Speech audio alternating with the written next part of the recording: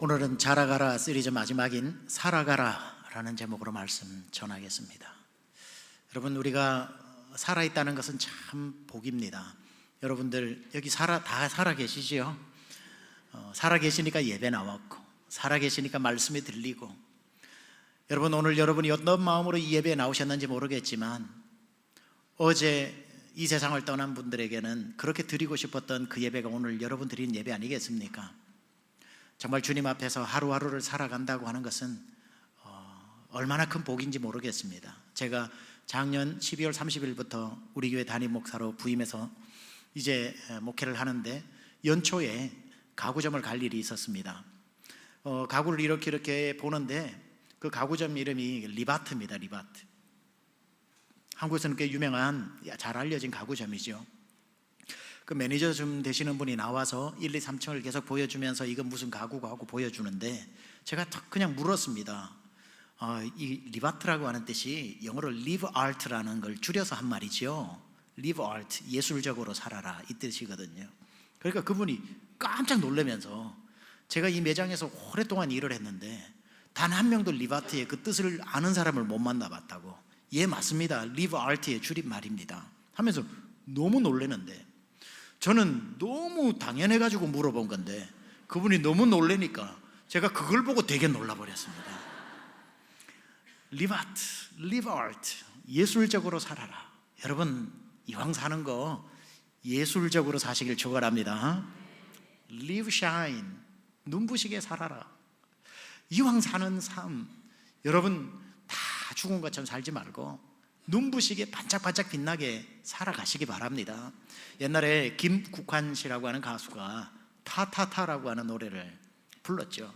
참 가사가 예술입니다. 산다는 건 좋은 거지 수지 맞는 장사지 않소. 알몸으로 태어나서 옷 한 벌은 건졌지 않소. 인생을 초긍정적으로 해석하는 사람입니다. 어떻게 사느냐가 중요한 게 아니라 보니까 그 삶을 어떻게 해석하고 사느냐가 굉장히 중요하더라고요. 누군가에게는 그 누더기 같지도 같을 것 같은 옷 한 벌을 보면서 이거면 나는 옷 한 벌밖에 없는 단벌 신사냐, 다 불평거리가 되겠지만, 또 어떤 사람에게는 그 옷 한 벌을 보면서 야, 나 그래도 남는 장사했다, 남는 장사. 알몸으로 태어나서 옷 한 벌은 건졌으니 그래도 내가 수지 맞은 인생이구나. 같은 삶인데도요, 그 인생을 해석하니까, 초긍정적으로 해석하니까 거기도 다 담을 만한 의미들이 있더라는 겁니다. 여러분, 이 행복이라고 하는 것은, 우리가 산다라고 하는 것은 어떤 주어진 삶이 아니라 그 주어진 삶을 어떻게 해석하느냐가 굉장히 중요합니다. 뭐 숫자에 따라 행복이 왔다 갔다 하는 것 같지는 않아요. 여러분, 단벌 신사가 있고 옷이 많은 사람이 있으면 당연히 옷이 많고 고급 옷이 많은 사람이 행복할 것 같지만 그래프는 그렇게 그려지지 않더라고요. 오히려 옷이 많은 사람이 고민이 많습니다. 오늘 아침에도 교회에 나오시면서 옷장을 확 열고 뭐라고 말씀하셨어요? 입을 옷 하나도 없다고 그래요. 전부 옷인데, 그러니까 그 중에서 제일 그냥 할 수 없이 하나, 다 안 좋은데 그 중에 그나마 괜찮은 거 입고 오셨다는 거예요. 다 좋으면 제일 좋은 옷 입고 오는 건데, 근데 단벌 신사는 아무 고민을 하지 않아요.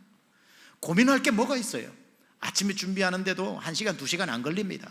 1, 2분이면 끝납니다. 문 열면 그 옷밖에 없는데. 행복은 옷의 숫자에 많고 적음도 아니고 그냥 어떻게 그 옷을 바라보느냐도 중요하죠. 저도 이번에 한 달 동안 가면서 설교할 일이 없으니까 세미한교회 설교 한번 하는 건 얻어 입으면 되니까 그냥 위에 티셔츠 2개, 밑에 그냥 바지 2개 딱 가지고 가니까요, 정말 하루가 길던데요. 무슨 옷 입는데 뭐 넥타이를 맬 일이 있습니까? 이거 다 입다가 지저분해지면 나머지 거 이거 빨아버리면 되고, 그러니까 아무 염려가 없더라고요. 저는 어디 20일, 30일 출장을 가도요, 양말 3켤레 이상을 안 가지고 갑니다. 그냥 그거 가지고 호텔에서 늘 빨아서 저는 신어요. 속옷도 늘 호텔에서 빱니다. 그러면은 여러 개 챙겨갈 필요가 없는 거지요. 고민도 없는 겁니다. 삶은 어떤 상황에서도 그것을 바라보는 여러분이 어떻게 해야 산다는 건 좋은 거구나. 그래도 적신으로 태어났는데 옷 한 벌은 건졌네 하고 사는 그 사람이 복된 인생이 아니겠는가. 해석만 잘해도 어떤 가수는 늙어간다고 표현하지 않고 익어간다고 표현하던데요.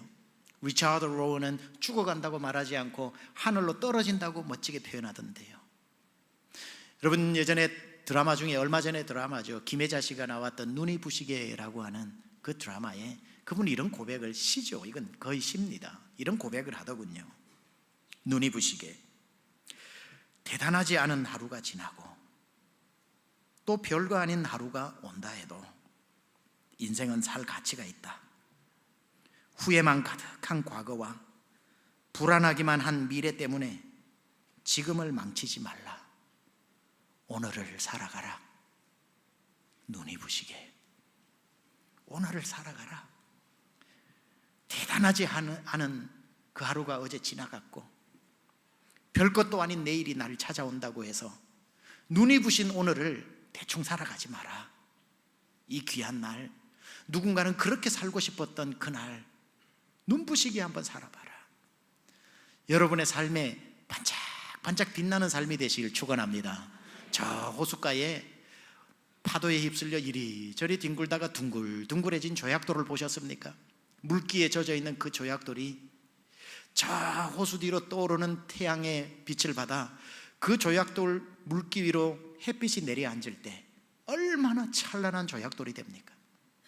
우리의 삶이 비루하게 짝이 없을지라도, 우리 눈에 눈물이 흐르고 하루 먹고 살아야 되는 이 힘든 때문에 이마에 땀이 흘러도 이 흐르는 물기 때문에 영광의 빛 대신 주님이 그 햇살이 나에게 내려앉을 때에 이 눈물에 비치는 하나님의 영광, 이 땀방울에 반사되는 하나님의 영광 때문에 우리도 반짝반짝 빛나는 삶이 될 수 있다는 겁니다.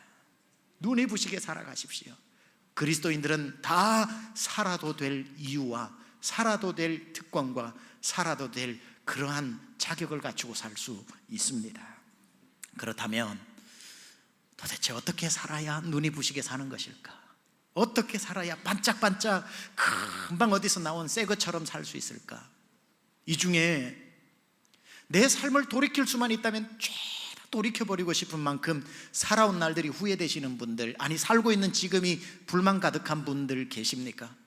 나는 태어나서 지금까지의 삶 중에 단 하루도 빛나는 삶이 없었다. 만약 돌이킬 수만 있다면 전부를 다 돌이키고 싶다라고 하는 그러한 삶에 불만 가득한 분 혹시 계십니까? 그저 나는 태어나고 싶다고 지원서를 낸 것도 아닌데 그냥 부모님 때문에 내가 툭 이 세상에 나왔는데 나오고 보니 내 마음에 드는 게 하나도 없어. 태어나 보니 내가 원하던 집안이 아니야. 태어나 보니 내가 원하는, 내가 좋아하는 성씨도 아니야. 태어나서 부모님이 붙여준 이름을 보니 내가 좋아하는 이름도 아니야. 딱 쳐다보니까 부모님도 내가 좋아하는 스타일이 아니야. 부모님 출근하는 것 보니까 내가 원하는 부모의 직업도 아니야. 몸을 보니까 내가 원하는 성별도 아니야. 주소를 떼보니까 내가 원하는 지역도 아니야. 아니 뭐 좀 이렇게 마음에 드는 거 한두 가지는 있어야 되는데 부모도 내 스타일 아니고 성격도 내가 좋아하는 성격을 가지고 태어나지 못했고, 난 남자로 태어나고 싶은데 여자로 태어났든지, 여자로 태어나고 싶은데 남자로 태어났든지, 내 이름은 왜 이렇게 어디 내놓기 창피한 이름이며 왜 내가 사는 지역은 하필 이런 데냐고. 만약에 모든 내 삶이 후회가 되는 분들, 지금까지 내 인생에 벌어온 모든 것을 값을 주고서라도 이 운명을 되돌릴 수만 있다면 당장이라도 1초도 망설이지 않고 되돌리고 싶은 분, 그런 마음으로 오늘 예배 나오신 분 계십니까? 그런 방법이 있을까요? 있습니다. 그래서 교회 잘 나오신 겁니다. 그 모든 것을 일순간에 바꾸고 어두웠던 내 인생이 반짝반짝 빛나는 인생으로 바꾸는 방법이 있더라니까요. 그 방법이 뭔 줄 아세요? 다시 태어나면 됩니다. 다시 태어나면 된다는 이 말이 참 싱겁다 하고 생각하신 그분들에게 제가 이름을 붙여드리겠습니다. 니고데모라고. 다시 태어난다. 참 싱겁기 짝이 없다. 그게 어떻게 가능하냐? 가능한데요. 아이 목사님, 그럼 뭐 불교의 환생을 얘기하는 겁니까? 우리가 한번 죽고 다시 고양이가 열심히 살면 다음에 말로 태어나고, 말이 열심히 뛰어다니면 그 다음에는 호랑이로 태어나다가 나중에는 사람으로 둔갑한다는 겁니까? 아니요. 환생이 있을 수도 없지만 그걸 말하는 게 아니라, 죽고 난 뒤에야 우리 운명을 다시 한번 바꿀 수 있는 게 아니라, 기독교의 매력이 뭔 줄 아세요? 멀쩡히 살아있는 여러분이 살아있는 이 순간의 운명을 바꿀 수 있다는 거예요. 이 순간에 다시 태어날 수 있다는 겁니다. 어떻게 그게 가능할까? 바로 그게 고린도후서 5장 17절입니다. 같이 한번 읽어볼까요? 시작.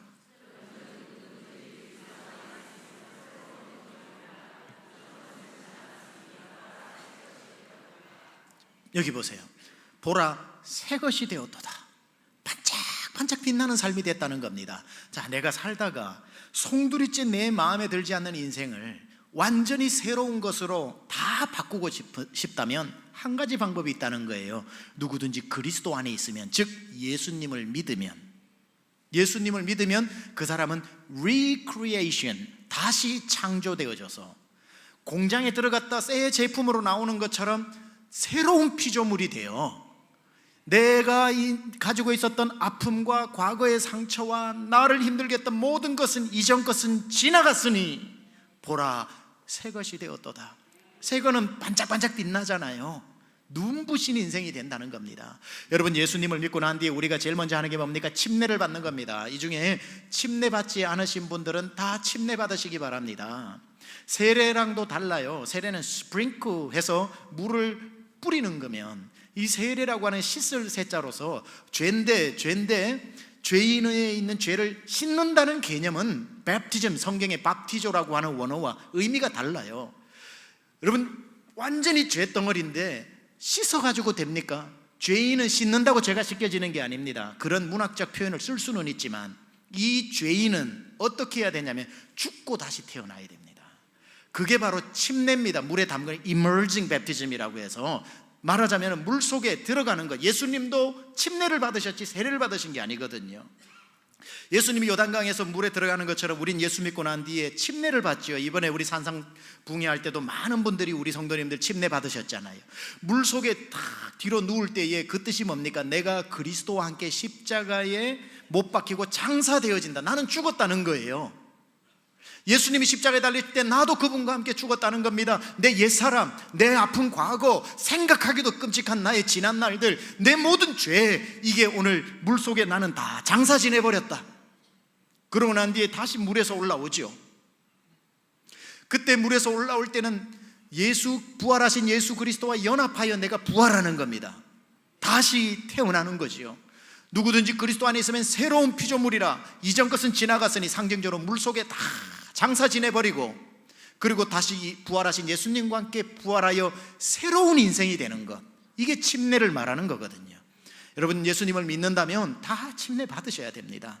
그저 물이 무서워서 나는 못 받는다 생각하지 마시고, 다 침례, 예수님이 받으셨던 그것을 여러분 앞에, 성도 앞에, 하나님 앞에 선포하는 이 침례식은 굉장히 중요하죠. 자, 그래서 이제 우리의 인생을 송두리째 바뀔 수 있는 방법은 예수 그리스도를 믿는 것. 그때부터 우리의 삶은 반짝반짝 빛나는 인생으로 거듭날 수 있다는 겁니다. 자, 예수님을 믿는다는 것을 무엇으로 표현할 수 있을까? 여러분, 예수님을 믿는 게 별일이 아닌 게 아니라 굉장한 충격적인 사실이거든요. 그래서 혹자는 우리가 살다가, 인생을 살아오다가 예수님이라는 분을 만나는 과정을 교통사고에 비유를 합니다. 여러분, 교통사고를 당한다는 건 굉장히 큰일 아닙니까? 그죠? 한 분도 교통사고 당하지 않으시기를, 안전운행하시기를 축원합니다. 교통사고 당하시면 안 됩니다. 저도 자동차 면허증 딴 지가 27년인데 무사고입니다. 무사고. 조심해서 운전합니다. 이런 것도 자랑하면 안 된다 그러더라고요. 교통사고를 당하면 안 되지만 비유를 하자면, 여러분이 무심하게 길을 걸어가고 있는데 큰 차가 와서 여러분을 탁 치었다고 합시다. 만남이죠. 충돌이죠. 그러면 세게 부딪히니까 내가 죽는 겁니다. 차는 멀쩡해요.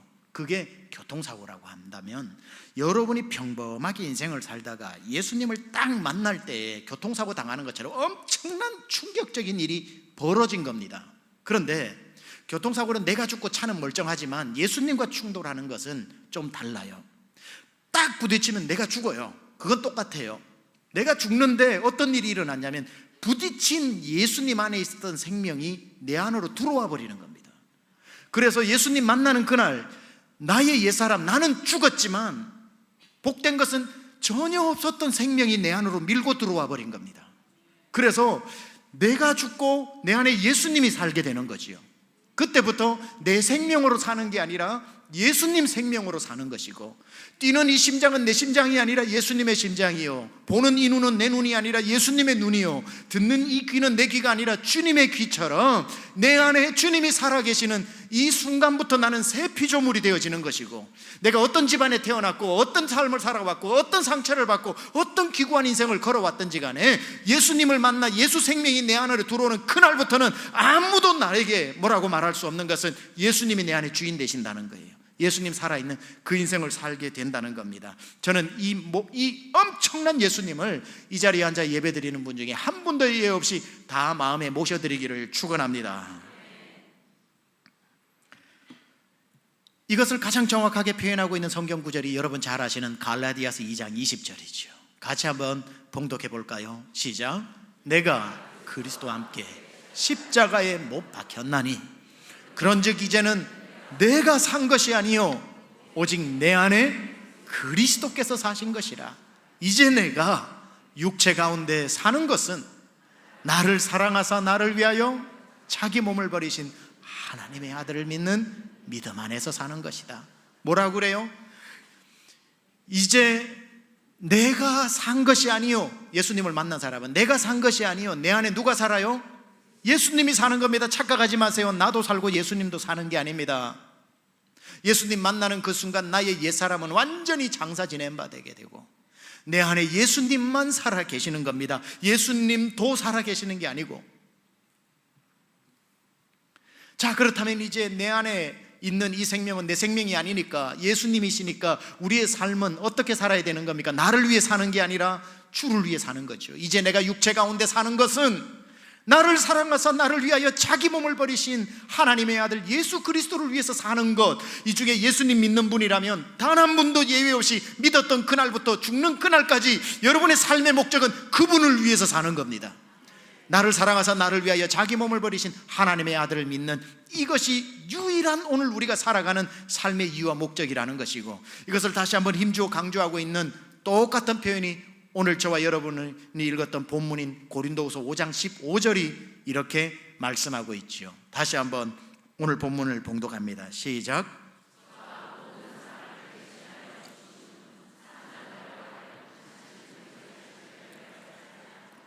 오직 저희를 대신하여 죽었다가 다시 사신 자를 위하여 살게 하려 함이니라.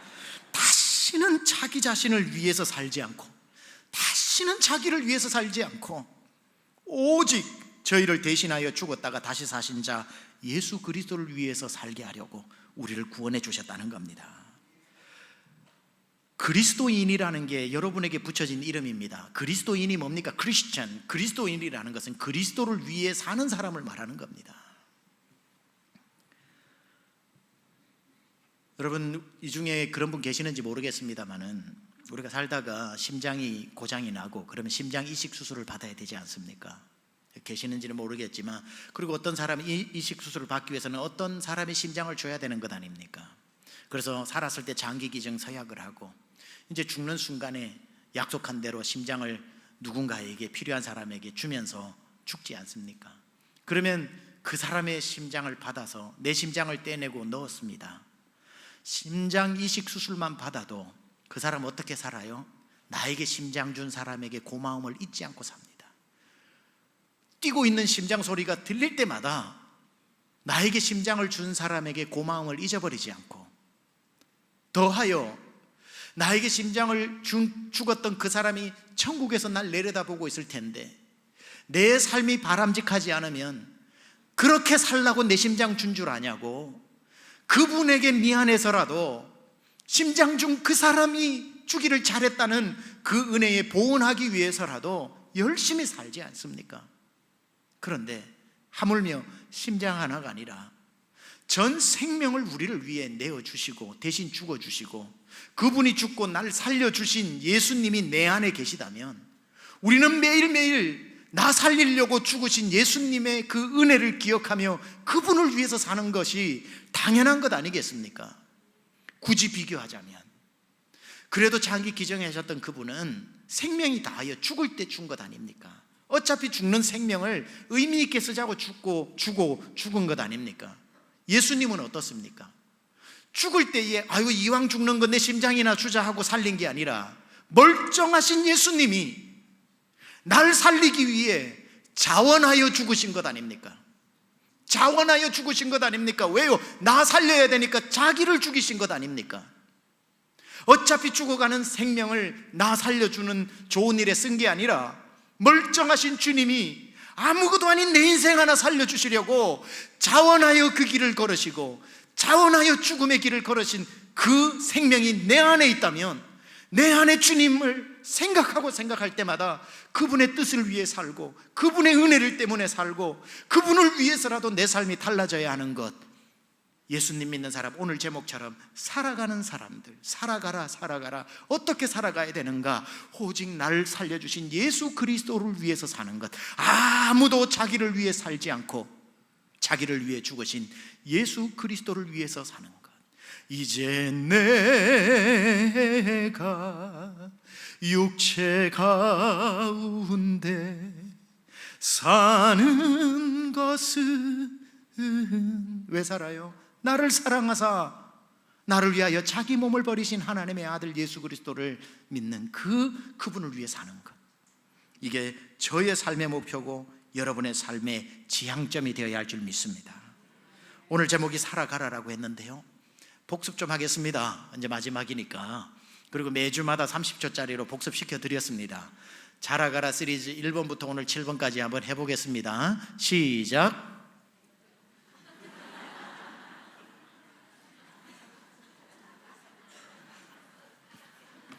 6개월 후에 그대로 해도 될 것 같아요, 설교를. 모두 기억 못 하시니까. 그래서 제가 좋은 거예요. 여러분이 자꾸 즉시로 잊어버리시니까 설교를 한들 뭔 부담이 되겠어요. 자, 믿으라, 알아가라, 사랑하라, 섬기라, 동행하라, 살아가라, 이렇게 되어지는 거지요. 그러니까 직전 설교가 뭐예요? 동행하라, working with God, 걸어가라. 여러분, 동행하고 주님하고 동행하다가 동행의 클라이맥스가 뭔 줄 아세요? 동거입니다. 함께 사는 결혼입니다. 예수님하고 걸어가면서 예수님 이럴 때는 앞으로 가시네, 그럼 따라가야지. 이런 일을 만났을 때는 멈추어서 기도하시네, 나도 기도해야지. 문제를 만났는데 나 같으면 돌아갈 텐데 예수님은 넘어가시네, 나도 넘어가야지. 밤이 되었는데 예수님 무릎 꿇고 기도하시네, 나도 기도해야지. 걷고 걸으면서 예수님께 배우다가 그 동행이 길어지면 동거가 되어 살게 되는 것. 그래서 제가 동행하라 다음에 마지막으로 살아가라 라고 하는 제목을 잡게 된 겁니다. 365년 동안 에녹이 하나님하고 같이 동행하다가 하나님이 365년 같이 걷다 보니 뭘 이렇게 사냐, 그냥 같이 살자 하고 천국으로 데려간 것처럼 동행의 클라이맥스가 결혼, 함께 사는 동거가 되는 것이지요. 저희 아내와 제가 침례신학대학교 기독교 교육학과 커플입니다. CC지요. 근데 연애를 할 때 참 많이 걸었습니다. 연애할 때 걸으면 하나도 안 힘들어요. 결혼하고 걸으면 참 힘들어요. 근데 연애 때는 그렇게 걷는 게 피곤한 것도 없어요. 참 많이 걸었는데요. 특히 이제 침례신학대학교에 목동에도 있고 지금 하기동으로도 반반 제가 그 학교 생활을 했는데, 하기동에 이제 군대 제대하고 난 뒤에 앞에 그 침신대 앞에 전부 논이라 가지고 놀 게 하나도 없어요. 공부를 마치고 나면 보통 학생들이 어디 가서 노냐면 가까이 있는 충남대학교 앞에 궁동이라는 데 가서 놉니다. 거기 가면 식당도 많고 이렇게 쇼핑할 것도 있고, 그래서 거기 가서 노는데, 거기까지 가는 데는 이제 학생들 나가는 차 얻어 타고 가기도 하고 버스 타고 가기도 하고 그래서 나가서 실컷 놉니다. 그럼 저녁이 되어서 기숙사로 돌아와야 될 때는 제 기억으로는 10번을 다시 되돌아왔으면 10번 중에 8번, 9번은 걸어서 왔습니다. 걸어오는 길이 짧지 않습니다. 지금도 제가 카카오 맵으로 찍어보니까 걸어서 1시간 3분인데 그때는 그 길이 막 논두렁길 뭐 이렇게 막 돼가지고 있기 때문에 최소한 1시간 반에서 2시간 정도 걸렸습니다. 그런데도요, 타고 갈 수 있는데도 걸어가는 겁니다. 왜? 걷는 게 그렇게 좋아요. 가로등이 없는 게 더 좋고 뭐 그렇게 해가지고 이렇게 가는 거예요. 가면 참 뭐 그 사람은 힘들었는지 몰라도 저는 힘든 게 하나도 없더라고요. 멀수록 좋아요. 멀수록 같이 걷는 기쁨이 있거든요. 목장길 따라 밤길을 거니러 고운님 함께 집에 오는데 뭐가 힘들겠어요? 스트라라 밤바 하나도 안 힘들어요. 제일 미웠던 사람이 뭐냐면 가다가 운전하고 가던 뭐 학생 중에 하나가 얼굴 알아보고 태워준다 할 때 제일 싫어요. 그냥 가라 그러면 태워줄게. 가라 그러면 안 타냐고 빨리 가라고. 아무리 태워줘도 안 탑니다. 왜? 걸어가는 게 그렇게 좋으니까. 걸으면서 얘기하고 하다가 그렇게 걷다 보니까 같이 살고 결혼하게 되는 거죠. 결혼하고 같이 살게 되는 거죠. 이거 순서가 중요합니다. 동행의 클라이맥스는 동거가 되는 건데 우리가 주님과 함께 걷다가 이제는 주님과 함께 24시간 주 7일 365일 살아가는 삶이 된다는 겁니다. 여러분 제일 무슨 앞으로 세미나를 가셔도요 자세히 한번 보세요. 예배 컨퍼런스를 가가지고 예배 학교에서 10주 과정을 해도요 마지막에 최고 과정이 뭔 줄 아세요? 마지막 커리큘럼이 뭔 줄 아세요? 삶을 이야기합니다. 살아가는 것. 그래서 예배의 클라이맥스도 예배의 자세, 예배의 태도, 예배의 형태 뭐 다 하다가 마지막에 뭐냐면은 삶이 예배가 되는 것. 이게 모든 세미나의 마지막입니다. 앞으로 미션 컨퍼런스, 선교 축제에 가보세요. 여러분이 미션 퍼스펙티브를 가든지 뭘 가든지 간에 그게 20주 과정을 배운다고 하더라도 마지막 커리큘럼은 항상 뭐냐면은 미셔널 라이프입니다. 선교적 삶을 살아가는 것. 당신이 오늘 호흡하고 살아가는 그것이 삶이 되어져야 되고 선교가 삶이 되어져야 된다. 항상 모든 고급 과정은 삶과 연결되어 있습니다. 침신대 제가 기숙사에 있었는데 생활관 그 관훈이 뭐였냐면은 생활즉 목회였습니다. 그러니까 목회 따로 집안일 따로 하지 말고 삶 자체가 목회가 되는 목자가 되라는 그런 가르침을 받은 겁니다. 따라서 신앙생활은 우리의 삶, 예수님과 함께 살아가는 것과 불가분의 관계라는 겁니다. 따라서 여러분들이 예수님과 동행하면서 아침 9시부터 동행을 시작해서 6시만 되면 내일 봬요 하고 퇴근하는 그런 동행이 아니라 주님과 함께 걷다가 주님과 함께 24시간, 영어로 말하면 24/7 365 24시간 주 7일 365일 주님과 함께 살아갈 수 있기를 축원합니다. 밤엔 잘 안 나오잖아요. 왜냐? 부담스럽거든요. 그냥 딱 좋은 건 일주일에 한 번 와서 뵙는 건데 같이 살아간다는 건 불편한 일입니다. 여러분 주님하고 24시간 주 7일 산다는 거 적지 않게 불편할 수 있습니다. 왜냐하면 예수님이 굉장히 수준이 높으시기 때문에. 그런데 그렇다고 해서 주님과 같이 안 지내겠다, 그건 또 잘못된 겁니다. 자, 아무리 사랑해서 죽지 못해서 연애하다가 결혼을 해도 같이 사는 건 힘든 겁니다. 부부가 그냥 결혼한 그날부터 편하다 하는 부부 거의 없을걸요. 침대에 누워가지고 잠을 자는데 그때부터 이 결혼 잘못했나 싶은 생각 듭니다. 왜? 갑자기 옆에 있는 산만한 남자가 코를 골기 시작하는데 이거는 뭐 천장을 들었다 놨다 하는데 멀쩡하게 아가씨 때는 그냥 누우면 잤다가 아침이면 깨는데 아무 문제가 없었는데 이건 하룻밤에도 몇 번을 깨는지 몰라. 비계를 눌러도 뭐 비계를 뚫고 그냥 그 소리가 들려. 불편한 거예요. 그냥 뭐 이렇게 몸부림을 치는데 뭐 뼈라도 부딪히면 그냥 막 얼마나 불편해서 하루에도 여러 번 깹니다. 불편하다고요. 불편하다고 이혼합니까? 그렇게 잠자고 1년 지나고 3년 지나고 5년 지나면요 코 고는 소리 안 들립니다. 옆집은 층간소음 막 들린다고 신고까지 들어오는데 옆에 자는 사람은 안 들립니다. 나중에는 어디까지 가는 줄 아세요? 안 골면 못 잡니다. 이 인간이 죽었나 어떻게 하다. 그러니까요, 불편하다고 처음에는 불편하지만 그게 삶이 되어지면 나중에는 코 고는 소리가 자장가처럼 들려요. 리듬에 맞춰가지고 그게 들리면은 내 옆에 사람이 있구나 하고 편안하게 자는 사람이 있다 돼요. 처음에는 몸부림 때문에 수도 없이 깨는데 나중에는 그 경지를 아직 안 가봐서 모르지만 저는 20 몇 년 살았으니까 한 50년 사시는 분들이 얘기는 나중에는 이 다리가 내 다리인지 네 다리인지도 모르는 경지가 온다 그러더라고요. 아무 불편함이 없는 거예요. 불편함이 없는 거예요. 함께 살다 보면 이제 그게 삶이 되어지는 과정들.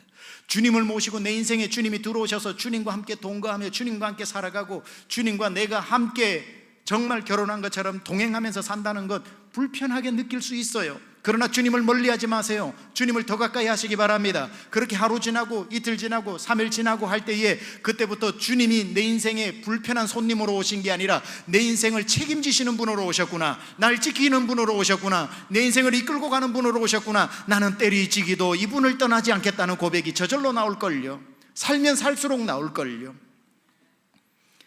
여러분, 성경에는 함께 산다라고 하는 예수님이 친히 성도와 신자와 예수님 자신을 함께 사는 걸 포도나무와 가지에 비교하고 있습니다.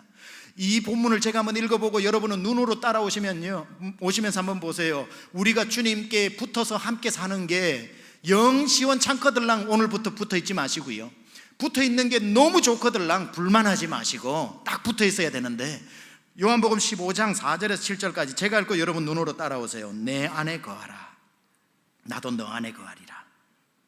가지가 포도나무에 붙어 있지 아니하면 절로 과실을 맺을 수 없음같이 너희도 내 안에 있지 아니하면 그러하리라.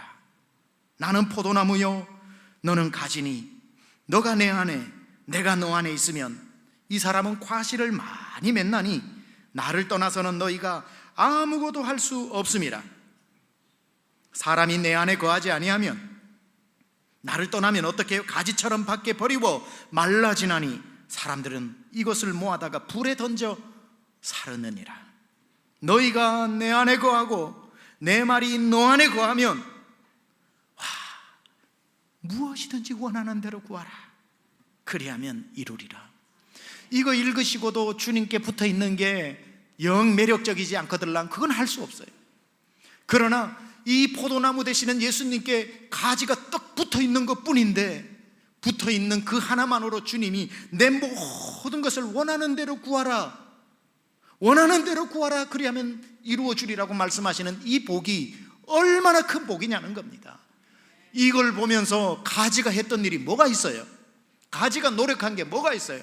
오늘 이 본문에 유일하게 찾을 수 있는 동사는 붙어 있다는 동사밖에 없는데, 주님 떠나지 않고 주님 그냥 우리도 9 to 5로 9시에 만나가지고 오후 5시에 헤어집시다 이렇게 붙었다 떨어졌다 하지 않고 붙어 있었던 것 뿐인데, 나중에 보니까 그 뿌리에서부터 올라오는 좋은 양분이라는 양분은 붙어 있었다는 이유 하나만으로 가지로 다 전수가 되어져서 나중에 가지 끝에 주렁주렁 포도가 열리는데,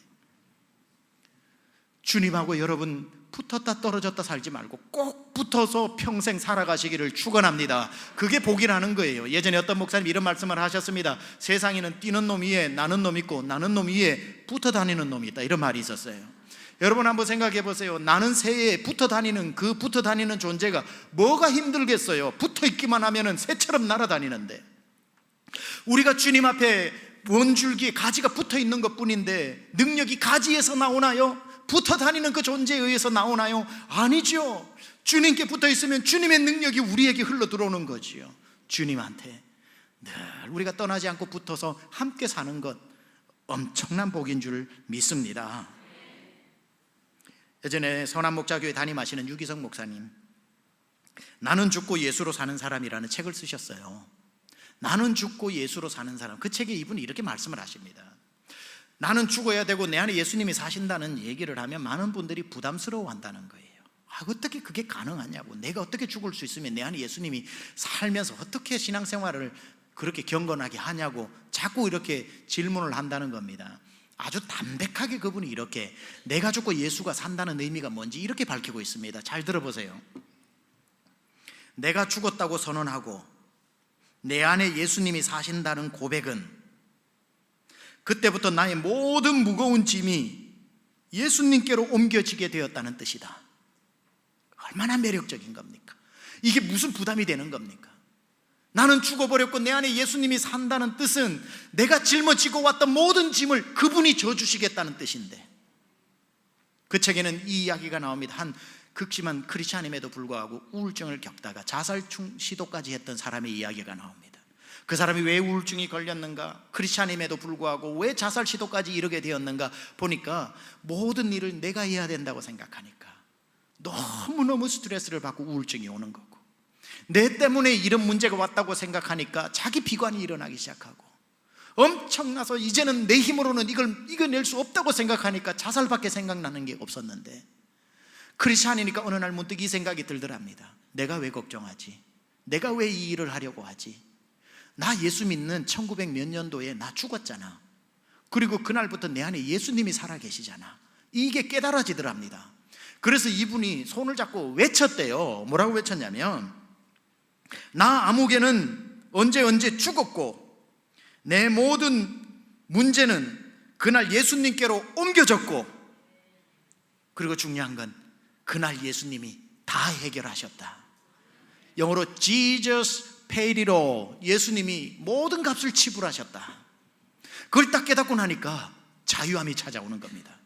내 힘으로 하려고 하고 내 문제 때문에 그렇다고, 내가 잘못해서 그렇다고 나 하니까 찾아오는 건 우울증뿐이고 생각나는 건 자살밖에 없는데, 나는 죽었는데 무슨 근심을 하냐? 내 안에 계신 주님이 그날 오셔서 예수님이 살아계시는데 예수님께 맡기자. 예수님께 맡기자.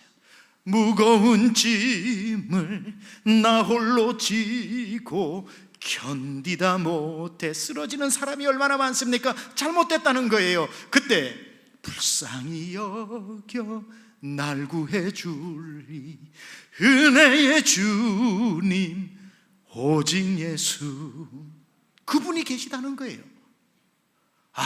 그분이 있지. 그분이 내 안에 살아계시지. 목회도요 하다 보면 참 어려울 때가 옵니다. 그때마다 제가 정신이 번쩍 들어요. 주님이 그때마다 변치 않고 고정 멘트를 날리셔요. 저보고 주님 뭐라고 하시는 줄 아세요? 야, 목회 네가 하냐 내가 하지, 그러셔요. 그러면 마치 주님이 하시지 하고 맡겨드리면요 자유함이 찾아오는 겁니다. 사업을 하시다가 힘든 분 계시지요? 이제부터 여러분 주권을 넘기세요. 내가 사업 하나 주님이 하시지, 주님이 날 통해서 하시는 것뿐이지, 맡기자.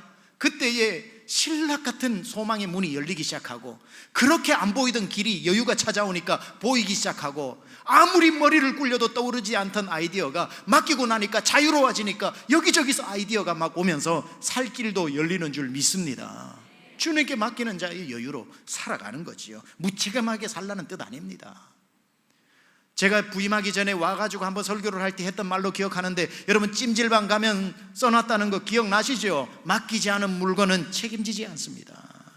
여러분 예수님을 믿으면서도 불구하고, 예수님을 모셨음에도 불구하고, 내 안에 예수님 계심에도 불구하고 맡기지를 않아. 그러니 주님 뭐라 그래요? 맡기지 않은 염려는 나 책임 안 진다. 왜 주님을 모셔놓고 능력 있는 그분에게 우리가 왜 맡기지 않느냐 이 말이지요. 너무너무 익숙해가지고 쓰고 싶지 않은 예화지만 이것만한 예화가 없어서 얘기합니다. 공짜로 할머니 보따리 짐 이고 가는 할머니를 버스 기사가 태워줬더니만 타고 가는 내내 할머니가 이고 있었대잖아요. 내려놓으세요. 할머니가 태워준 것도 고마운데 짐까지 내려놓냐고. 말이 안 되죠. 말이 안 되죠. 이 조크에서는 우리가 웃을 줄 알면서도 그렇게 살고 있는 자신은 모르는 사람이 많더라는 거예요. 주님이 공짜로 구원을 공짜로 태워주셨는데, 공짜라고 공짜가 아니죠. He paid it all. 그분이 모든 값을 지불해 주시고 나에게 공짜의 구원의 선물을 주셨는데도 불구하고 그 구원은 받아놓고 인생의 짐은 내가 지고 있네. 주님이 맡기라고 그러니까 구원해 주신 것도 고마운데 무슨 짐까지 맡깁니까? 주님의 복장이 터지는 소리죠. 내 안에 주님 살아계신 분은 나도 살고 주님도 살았다면 나도 좀 지고 어려운 건 주님도 지시고 뿜빠이 하겠는데, 나는 죽었는데 내가 어떻게 져요? 죽은 내가 어떻게 문제를 해결해요? 죽은 내가 무슨 지능을 가지고 그 일들을 해결해요? 어차피 못합니다. 절대 무능을 고백하고 하나님의 절대 전능을 인정하면서 하나님 내 안에 주님 살아계시니 주님께 맡긴다고 고백할 수 있어야 하는 겁니다. 말씀을 마무리하면서요, 주를 위해서 사는 사람, 아무도 자기를 위해 살지 않고 이제는 주를 위해 산다고 하는 것은요, 무슨 의미냐면 어떤 사람이 여러분을 볼 때 여러분이 보이는 게 아니라 여러분 속에 있는 예수님이 문득문득 보이다가 언젠가부턴가는 좀 자주 보이다가 나중에는 네 다리 내 다리가 헷갈릴 정도로 그냥 내가 그리스도로 살아가는 사람으로 자라나는 것. 이제는요, 예수 믿으세요, 예수 믿으세요 말로 전도해가지고는 힘든 시대가 온 것 같습니다. 여러분의 모습에서 예수님이 보일 때 이제 그분들이 삶을 보고 살아가는 그 모습을 보고 궁금해서 오는 시대가 도래했다는 사실입니다. 사람들에게 기쁨을 가르치는 게 아니라 기쁜 얼굴을 보여줘야 기쁨을 이해할 수 있는 것처럼, 그래서 기쁨은 가르쳐서 되는 게 아니라 보여줘서 되는 것처럼, 예수님 부활하셨다는 거 말로 해도 안 믿어요. 왜 안 믿는 줄 아세요? 그 사람이 얘기합니다. 예수 부활하기는 뭘 부활해, 네 얼굴이 다 죽을 상인데. 내 얼굴이 죽을 상을 하고 부활을 선포해가지고 믿는 사람 아무도 없다는 겁니다. 부활은 내 얼굴이 살아있는 얼굴로 나가는 것, 기쁨의 얼굴로 나가는 것, 내 안에 내가 살아있는 게 아니라 부활하신 예수님이 살아서 그들에게 보여질 때에 예수 부활 얘기 안 해도 너 얼굴 보니까 알겠다. 예수님과 살아가는 사람에게는 자연스럽게 예수님이 나타나고 드러나게 된다는 사실입니다. 사랑하는 여러분, 이 얘기하고 마치겠습니다. 선교적 삶에서 아까 우리 월드컵 얘기 좀 하고 마칠게요. 9월 28일 날 우리 교회가 양소리 소양관에서 월드컵을 합니다. 이게 뭔 줄 아세요?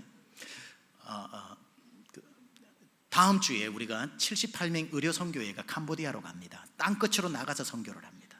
선교는 두 가지입니다. 땅끝으로 나가고 다가온 땅끝을 품고.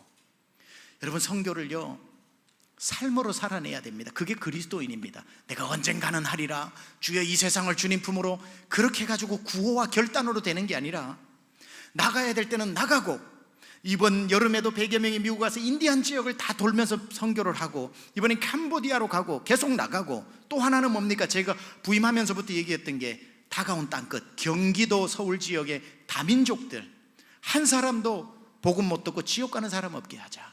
그렇게 제가 선포를 했는데, 제가 월드컵 경기를 가만 보니까 공 하나만 있으면 전 세계가 하나가 되더라고요. 우리 교회가 다민족 축구대회를 한번 열어보자. 그래서 축구팀들이 와가지고 그 공 하나를 가지고 모이는 장을 마련해주면, 그분들이 다 왔을 때에 그분들께 복음을 전하면 되겠다.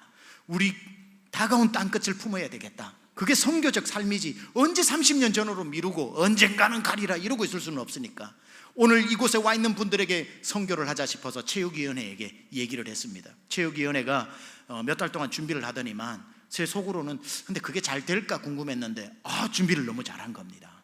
준비를 잘해서 이번 9월 28일 날 등록한 다민족 팀이 9개 팀입니다.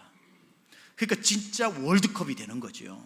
9개 팀이 우간다, 말레이시아, 우즈베키스탄, 캄보디아, 한국 외대에서 외국인 연합팀, 몽골 A팀, 몽골 B팀, 중국팀, 그리고 제일 실력이 탁월한 강중침 연합팀, 이렇게 해서 9팀이 경합을 붙이는 겁니다.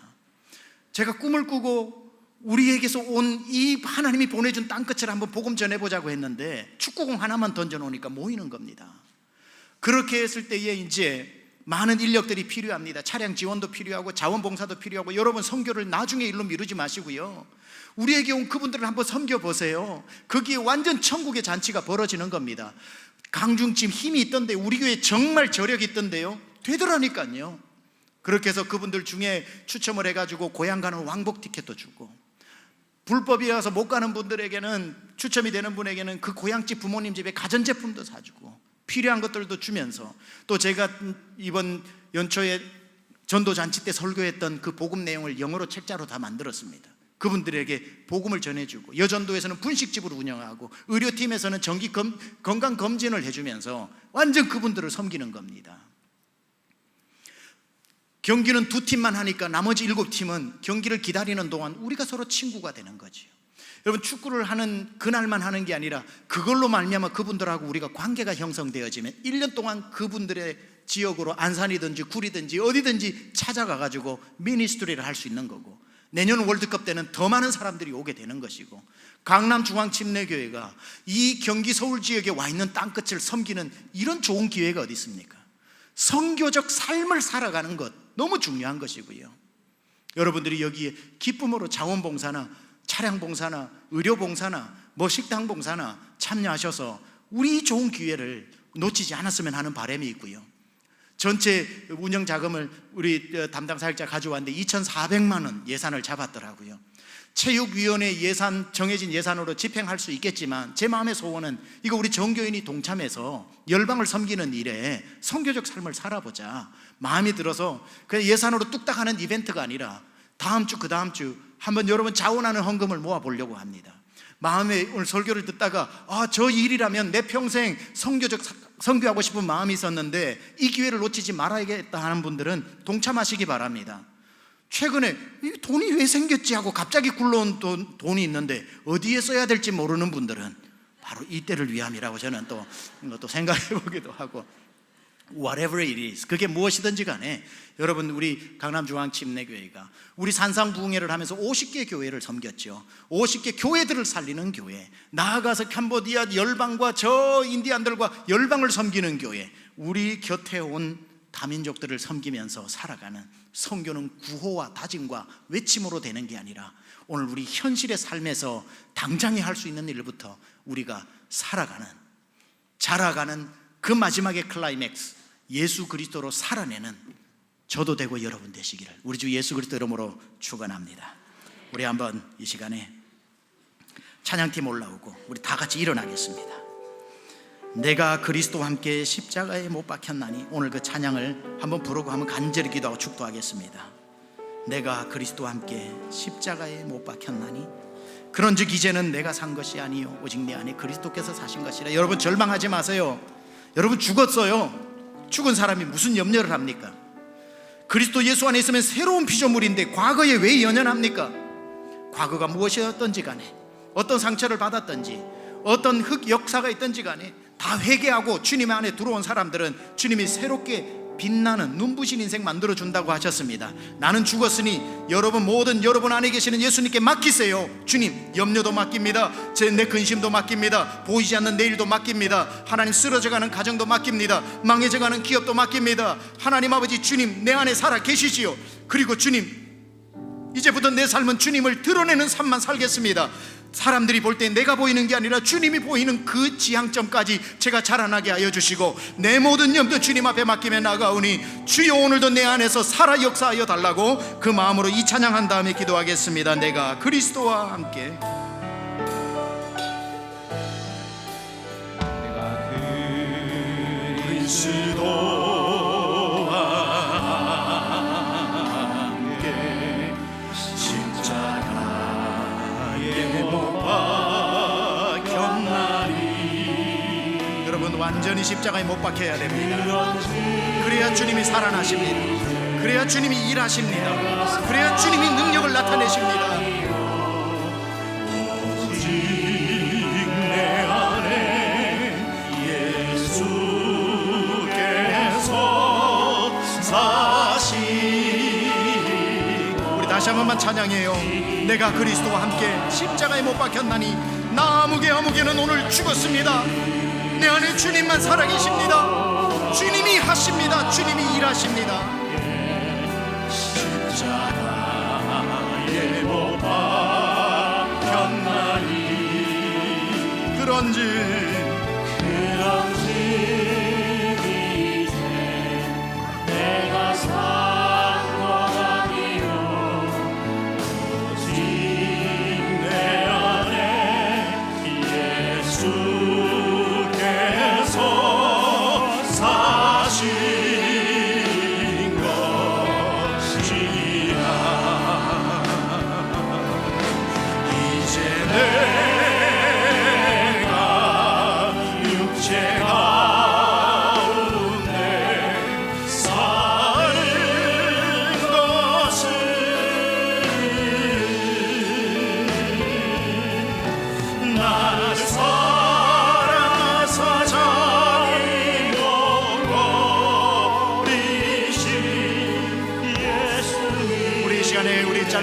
기도합니다. 오늘 이 시간 선포하세요. 주님, 오늘부터 나는 죽었고 예수님이 내 안에 살아계시니 모든 염려 주님께 맡깁니다. 내 안에 오늘도 살아 역사하여 주시옵소서. 맡긴 염려는 염려하지 마라 하셨사오니 주님이 내 안에 오늘 살았고 내 모든 아무개는 십자가에 달려 죽었나니 주여 오늘 나에게 능력을 나타내시고 내 삶에 역사하여 주시고 내 모든 것을 하나님 고쳐 주시옵소서. 주의 이름 한번 부르고 기도합니다. 주여, 주님의 이름을 부릅니다. 내 안에 살아계셔 역사하시는 주님을 부릅니다. 하나님 아버지, 오늘 이 시간에 나와 주님 앞에 예배하는 모든 성도들에게 주님 살아계시고 주님 역사하시고 주님